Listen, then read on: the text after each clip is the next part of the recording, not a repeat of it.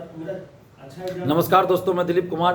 दोस्तों, BPSC TRE 3 परीक्षा जो 15 मार्च को हुई थी, वो दोनों पालियों की परीक्षा रद्द कर दी गई है।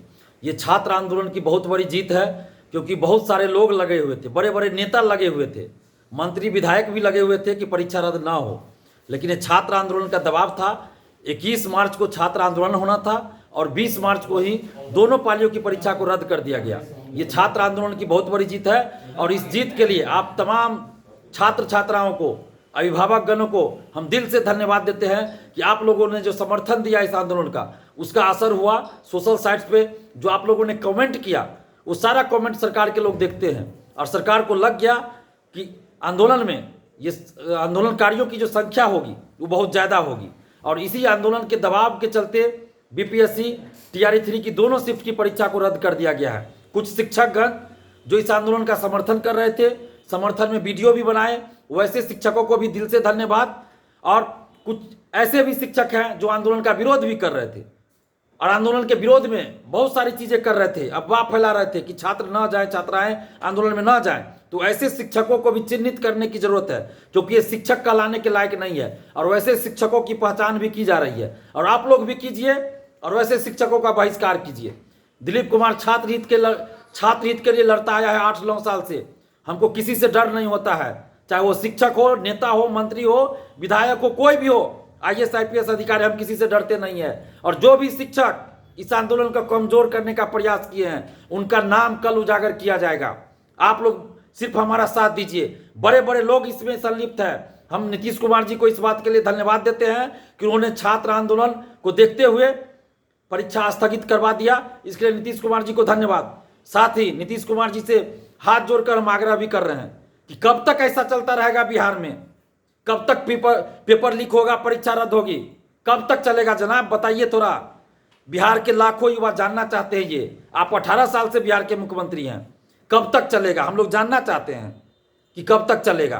पेपर लीक होगा, परीक्षा रद्द होगी, फिर से परीक्षा होगी, फिर शिक्षा माफिया कोई और तरीका ढूंढेंगे धांधली सेटिंग का। पेपर लीक नहीं कराएंगे तो अंदर से ओएमआर सीट रहेंगे, ओएमआर सीट नहीं रहेंगे तो मार्क्स बढ़ा देंगे पैसा लेकर। तो आखिर कब तक ये चलता रहेगा?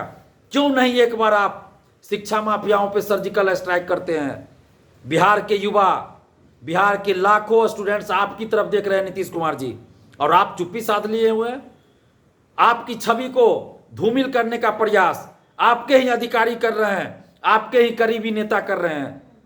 आप पे भ्रष्टाचार का कोई आरोप नहीं लगा, हम लोग भी नहीं लगा रहे हैं। आपकी जो छवि रही है कि भ्रष्टाचार के खिलाफ आप कार्रवाई करते हैं, लेकिन इन शिक्षा माफियाओं पे कार्रवाई करने में आप चुप क्यों हो जाते हैं? क्यों बड़ी बड़ी मछलियों को बचा लिया जाता है? क्यों आपके अधिकारी, आपके मंत्री, आपके नेता शिक्षा माफियाओं को बचाने की पैरवी करने लगते हैं? इस पेपर लीक में बड़े बड़े नेता, बड़े बड़े आईएएस आईपीएस, बड़े बड़े कोचिंग संचालक शामिल है। इन सभी पे सख्त कानूनी कार्रवाई कीजिए नीतीश कुमार जी, और एक कठोर कानून लाइए जिसमें शिक्षा माफियाओं को 3 से 6 महीना के अंदर स्पीडी ट्रायल करके सजा हो। जो अभ्यर्थी पकड़े जाए, जो सेटर दलाल शिक्षा माफिया हो, उसकी सारी संपत्ति जब्त की जाए। जो कोचिंग संचालक हो, शिक्षक हो, उसका कोचिंग बंद किया जाए, उसके कोचिंग पे बुलडोजर चलाया जाए। जो भी शिक्षा माफिया हो, उसके घर पे बुलडोजर चलाया जाए, उसकी सारी संपत्ति जब्त की जाए और 10 से 15 साल की सजा कम से कम हो। कम से कम 10 से 15 साल की सजा, उससे ज्यादा जितनी हो सके। और अभ्यर्थी अगर कोई इसे संलिप्त पाया जाता है, कोई सेटर पाया जाता है, तो उसको सारी परीक्षाओं से प्रतिबंधित कीजिए। कोई भी परीक्षा नहीं दे सकता, कोई भी नौकरी नहीं कर सकता। अगर नौकरी में है, चाहे वो सेटर दलाल हो या अभ्यर्थी, तो नौकरी से उसको बर्खास्त कीजिए। 67वीं बीपीएससी में कई लोग पकड़े गए थे, नौकरी में थे, सेटिंग से नौकरी में गए, 67वीं बीपीएससी का पेपर लीक किए, उसमें पकड़े गए, फिर जेल गए, फिर बाहर आके नौकरी कर रहे हैं। तो क्यों नहीं नौकरी से वैसे लोगों को बर्खास्त किया जाता है? वैसे लोगों को बर्खास्त कीजिए। और प्रिंटिंग प्रेस, जिसपे बार बार ये कहा जाता है कि प्रिंटिंग प्रेस से क्वेश्चन लीक हुआ, प्रिंटिंग प्रेस से पेपर लीक हुआ, तो कहीं ये साजिश भी तो नहीं चल रही है कि पेपर लीक करो और प्रिंटिंग प्रेस पे जिम्मेवारी थोप दो कि वो है दोषी? तो ये भर्ती आयोग के द्वारा कोई साजिश तो नहीं चल रही है? और प्रिंटिंग प्रेस को क्या होता है, कोई प्रिंटिंग प्रेस से पेपर लीक हुआ कहा जाता है, फिर अगली बार क्या होता है कि दूसरे प्रिंटिंग प्रेस को देंगे, और वो प्रिंटिंग प्रेस किसका होता है? उसी का होता है, बस नाम चेंज हो जाता है। दूसरे नाम से प्रिंटिंग प्रेस, किसी अपने रिलेटिव के नाम से प्रिंटिंग प्रेस बना लेते हैं। और ये अरबों रुपए का खेल इसमें चलता है। जो शिक्षा माफिया है, जो भर्ती आयोगों के कुछ शिक्षा माफिया हैं, वो लोग भी पैसा लेकर ये देते हैं, उसको जिम्मेवारी देते हैं क्वेश्चन छापने के लिए पैसा लेकर। तो ये अरबों रुपए का खेल चल रहा है, ये खेल बंद होना चाहिए। और सरकार अपना प्रिंटिंग प्रेस क्यों नहीं स्थापित कर सकती है? जब अरबों रुपए खरबों रुपए खर्च हो रहे हैं तो एक प्रिंटिंग प्रेस बनाने में क्या दिक्कत है? एक प्रिंटिंग प्रेस अपना ही स्थापित कर ले बिहार सरकार, जहां पे हर परीक्षा का क्वेश्चन की छपाई हो। हर परीक्षा, चाहे मैट्रिक, इंटर, ग्रेजुएशन या फिर प्रतियोगी परीक्षा हो, बीपीएससी का हो, बीएसएससी हो या कोई भी परीक्षा हो, सबकी क्वेश्चन की छपाई वहां हो। सरकारी संरक्षण में होगा। वहां जो अधिकारी होंगे उनका दायित्व बनेगा, कुछ गड़बड़ी होगा तो वो नपेंगे, तो उनके अंदर एक डर होगा। लेकिन अभी प्राइवेट एजेंसी को आप क्वेश्चन छापने की जिम्मेवारी देते हैं, उसको कोई डर नहीं होता है। तो इसलिए प्रिंटिंग प्रेस की भी व्यवस्था की जाए बिहार में। और ये जितने भी बड़े बड़े शिक्षा माफिया हैं, चाहे वो कोचिंग संचालक हो, बड़ा से बड़ा या बड़ा से बड़ा नेता हो, उस पर कठोर कानूनी कार्रवाई कीजिए नीतीश कुमार जी। नहीं तो बिहार के युवा, जिनका भरोसा अब किसी नेता पे नहीं रहा, किसी पार्टी पे नहीं रहा, तो उस भरोसा तो खत्म हो चुका है। अगर आप कार्रवाई कर दी तो थोड़ा भरोसा बन भी सकता है। और बिहार के समस्त अभ्यर्थियों से अपील करेंगे कि आपने देख लिया कि पेपर लीक के खिलाफ आपके लिए कौन नेता, कौन पार्टी लड़ने आया, तो थोड़ा एक का भी नाम बता दीजिए। कोई नेता, कोई पार्टी आपके लिए लड़ने नहीं आया। सब राजनीतिक रोटियां सेकते रहे। विपक्ष में रहते हैं तो बड़ी बड़ी बात, सरकार में आए तो भूल जाते हैं। सबका यही हाल है, चोर चोर मौसेरे भाई वाली बात है। तो आप किसको वोट दीजिएगा, हमको जरा बता दीजिए। कौन नेता, कौन पार्टी आपके लिए लड़ने आया? जब आपके लिए कोई नेता, कोई पार्टी लड़ने नहीं आया तो आप किसी को वोट क्यों दीजिएगा? नोटा बटन दबाइए, नोटा बटन दबाइए।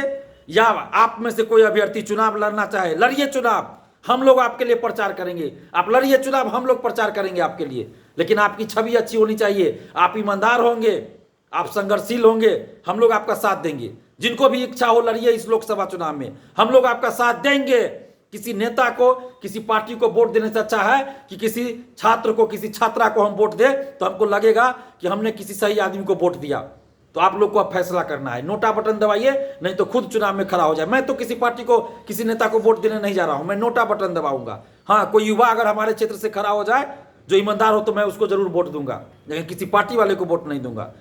और ये जो आज जीत मिली है, ये छात्र आंदोलन और छात्र की एकजुटता की जीत है। इसके लिए आप सभी छात्र छात्राओं को दिल से धन्यवाद। बस आगे भी इस संघर्ष को जारी रखना है। और अभी ये लड़ाई खत्म नहीं हुई है। पेपर लीक में संलिप्त सभी लोगों को जब तक पकड़ा नहीं जाएगा, ये लड़ाई खत्म नहीं होगी। क्योंकि एक परीक्षा का पेपर लीक नहीं होता है, हर परीक्षा का पेपर लीक हो रहा है। इसलिए बड़ी बड़ी मछलियों को भी पकड़वाना जरूरी है। तो आप लोगों के पास भी जो भी सूचना हो, जानकारी हो, आर्थिक अपराध इकाई को दीजिए या हमें बताइए, हम आर्थिक अपराध इकाई तक पहुंचाएंगे। और पिछले 3-4 दिन से हम लोग आर्थिक अपराध इकाई भी जा रहे थे, जो भी जानकारी थी, जो भी सबूत था वो दे रहे थे। पिछले 2 दिन से, कल और आज, हम लोग दिन भर भींग भींग कर जगह जगह जा रहे थे। वर्षा हो रही है पटना में, लेकिन संघर्ष रंग लाया। हम सभी का जो सम्मिलित संघर्ष था, सामूहिक प्रयास था, वो रंग लाया। और कुछ अभ्यर्थी हमारे साथ पिछले 3 दिन से थे। दिन भर हम लोग खाने का भी मौका नहीं मिल पाता था, और हमारे चलते 3-4 और स्टूडेंट भूखे रह जाते थे दिन भर। तो हम सबको धन्यवाद देते हैं कि सब लोगों ने साथ दिया और ये छात्र आंदोलन की बहुत बड़ी जीत हुई। बस इस जुनून को, इस साहस को और इस एकजुटता को आगे भी बनाए रखना है, ताकि पेपर लीक में संलिप्त सभी लोगों पे कार्रवाई की जाए। धन्यवाद। जय हिंद।